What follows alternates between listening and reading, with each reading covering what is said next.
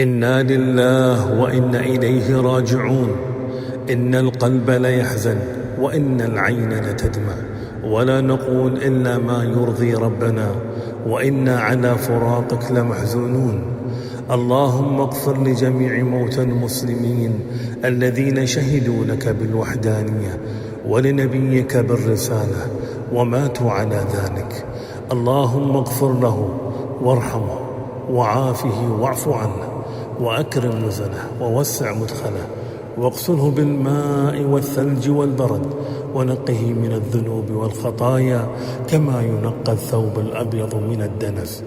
وارحمنا اللهم برحمتك إذا صرنا إلى ما صاروا إليه. اللهم اغفر له، اللهم اغفر له وارحمه برحمتك يا أرحم الراحمين.